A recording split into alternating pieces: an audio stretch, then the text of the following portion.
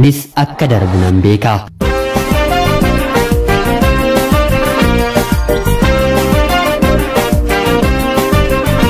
Ani maqaan koo Ayyaantuu Eechi kanin jedhamu kanan dhaladhee guddadhee godina Horroo Guduruu Wallaggaa aanaa Abbaay Coomman ganda baadiyyaa keessattidha. Haa ta'utii of biratti dhaladheen kanin arge harmee kiyya qofaa waan ta'eef maqaa abbaan ani ittiin waamamullee maqaa abbaa harmee kiyya. Abbaan koo eenyu akka ta'ee fi eenyu akka na dhalche harmeen kiyyas haa ta'u namoonni naannoo koo na waliin guddatan homaa wanti natti himaniiru hin jiru.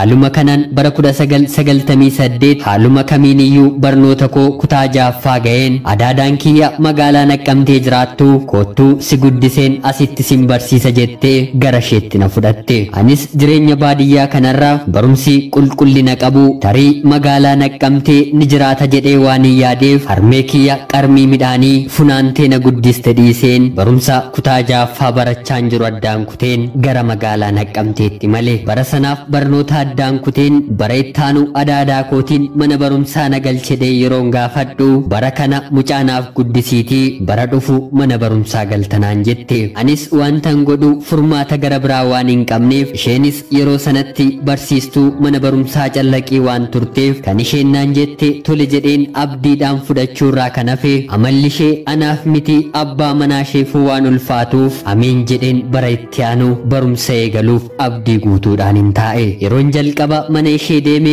hojii guutummaa guutuutti beekuu baadhus turtii ji'oota muraasaa booddee garuu hojii magaalaa hojjetamu hundumaa baree waan tan fixeef hojii fi kaayyoon ani mana sana keessatti qabu daa'ima ishee fi maatii ishee guutuu sooruu fi hagan danda'e kunuunsuun wanta isaan hojjedhu naan jedhan hundumaa haga humna koo garaa kootiin hojjedha ture. Haa ta'uutii yeroon mana sana keessatti hojjechaa ture abbaa manaa ishee firooma dhiyoo kan qabuu fi dargaggeessi kolleejjii New Generation baratu yeroo namni mana keessa hin jirre laallatee akka nan isa waliin ciisu yeroo hundaa na gaafata.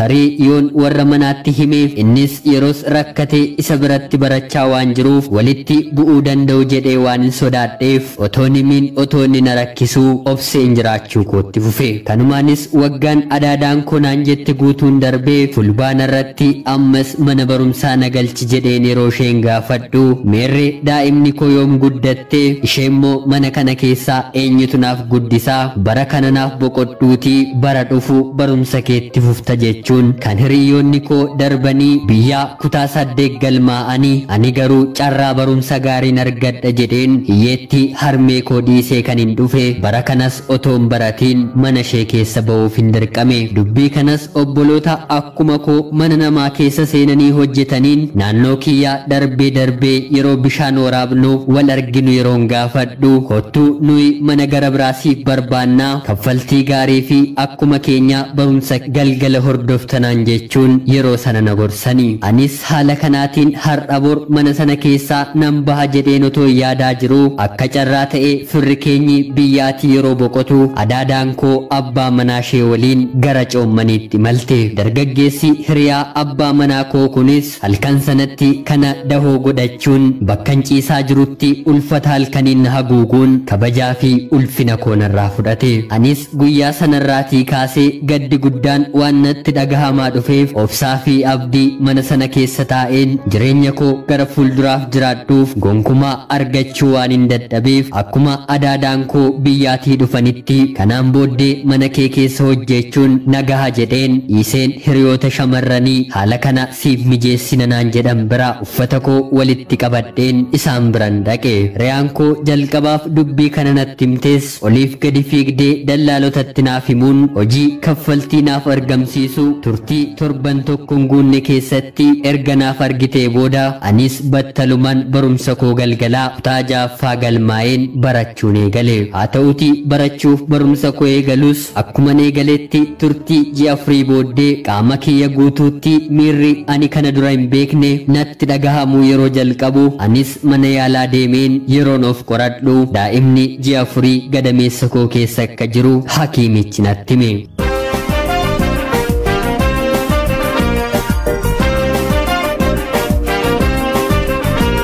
waaqayyo maalii qorumsi koo kan akkas baay'ate guyyuma tokko fedhii koo malee dhiirri na gudeennaan jireenyi koo akkana ta'aa jedheen carraa na qunname kanatti ofittis waaqattis nan gadde. haa ta'uuti daa'ima gadameessa koo keessa jiru kanaaf homaa sa'aatiin bahullee irra darbee waan jiruuf barumsan jalqabe addaan kutuun hagan danda'e ji'oota haftetti oliif gadi fiigeen hojjechuutti fufe. rabbiif galanni haa ta'uuti hiriyoonni koo na waliin mana namaa galanii dalagaa hojjetachaa galgalammoo of barsiisan anaan na gargaaruun haadha daa'ima dhiiraa tokko ta'uus nan danda'e. hangan kana hundumaa ta'een daa'ima kana godhadhuutti dargaggeessi mucaanarraa qabu kun homaa wanta na mudatee fi wanta ani keessa jiru waan beeku tokkoyyuu hin qabu. kanumaanis guyyaa tokko eeggadheen otoonni mana barumsaa deemaa jiru xalayaa daa'imni kun kansaa akka taatee fi tarii yoo guddattee nama taate abbaan koo eenyudha jettee yoo na gaafatte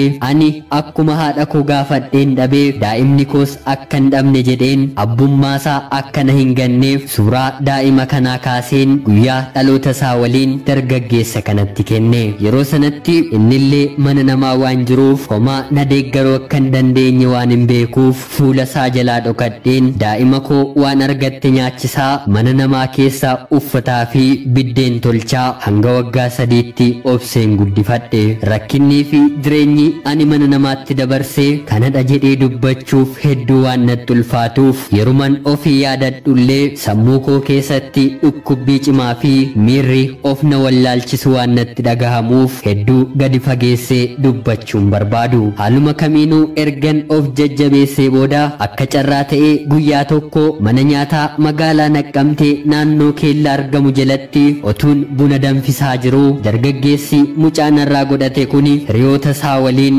akka tasaa otoo hin beekiin buna na bira dhuguu dhufani. anis yeroo sanatti naasuun guddaan keessa kootti dhagahamus homaa nagaa gaafachuurraan ala otootti hin dubbatiin innis haalli jiru nama biratti akka ulfaatu hubatee hiriyoota isaa erga of biraatii gaggeessee booda dhufee haalaa fi maalirra akkan jiru dargaggeessi kuni na gaafate. anis tokko lamaan hangan danda'u ergan itti mee booddee manni kiyyas achuma naannoo ani galu waan ta'eef daqiiqaa muraasa erga na waliin haasa'ee booddee mucaasaatti argisiise. fakkaattiin mucaasaa kallachaan akaakayyuusaa waan fakkaatuuf innis waan argetti nahee guyyaa biraa akka dhufe na dubbisu waadaanaaf galee sokke. yeroo sanatti hojiis qabatee mana adaadaa kootiis bahee waan na tureef daa'ima sana akka laadhuufii fi akkoonsaa akka guddisuu fi dandeessu erga natti mee booddee anaan immoo yoo fedha koo ta'eef qarshii biyya alaa piroosesii jalqabsiisee ittiin na ceesisuu danda'u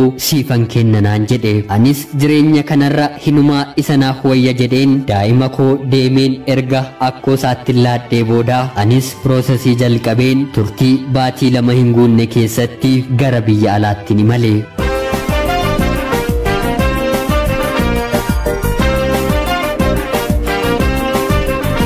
innis akkuma waadaanaaf galee qarshii hundumaa erga na danda'e booda anis biyya hambaa deemee siifan deebisa jedhee gaafadhus lakki hin ta'u jireenya kee anatu dukkaneessee utuu naaf danda'ame kanaa ol siif kaffaleen balleessaan sirratti raawwadhe kanaaf kuni homaa miti ati akka hiriyoota kee barattee bakka gaarii utuu ga'uu dandeessu anatu kana hundumaa irratti rakkoo ati kana dura qabdutti dabalee si gahe jechuun qarshii narraa fudhachuu dide. anis tole jedheen qarshii walitti funaannadhe kanaaf harmee koo baadiyyaa jirtu yaafadheen erga argadhee booddee ishees gargaaruu jalqabee obboleettii quxisuu koo kutaa 8 barachaa jirtus qarshii erguufiin piroosesii guuchisee gara biyya alaatti erge. turtii kontraata koo waggaa 2 ergan hojjedhee booddees haadha koo waggaa dheeraadhaaf argee waan hin beekneef boqonnaadhaaf galeen erga ishee argee booda otuu hariiroo tokkoo fi dubbii haasoo jaalalaa waliin hin qabaatiin dargaggeessi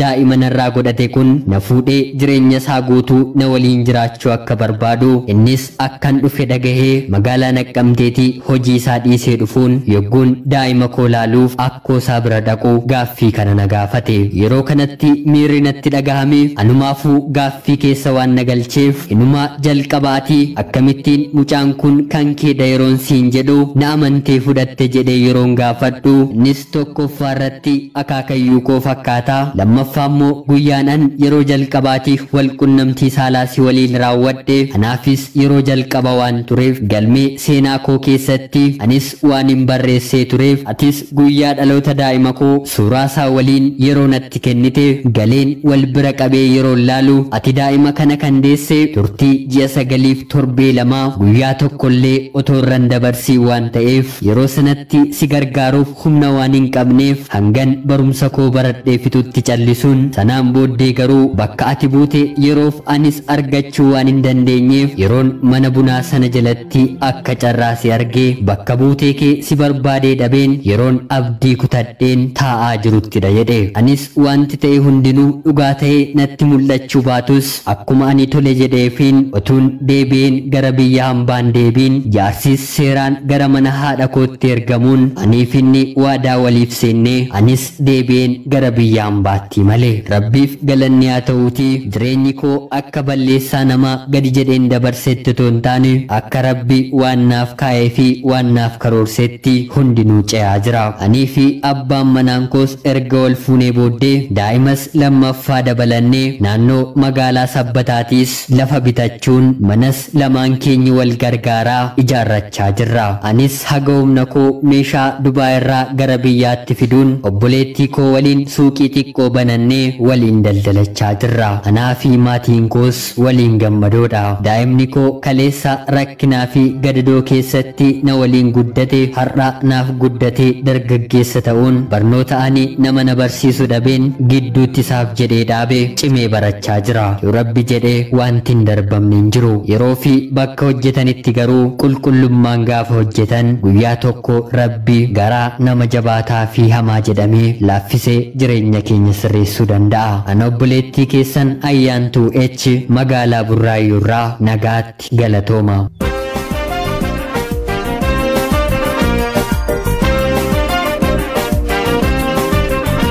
Ashama akkam jirtu kabajamtoota hordoftoota qophii Oromiyaa 24 nagayaaf jaalallee tokkummaan bakka jirtan hundumaatti hunduma keessanii fi atiyocha guyyaa irraa xalayaa aadde Ayyaantuu H as magaalaa Burraayyuurraa nuuf ergite isiniif dubbiseen akka irraa barattanii fi hubannoo cimaa irraa argattan homaa shakkii tokkollee hin qabu.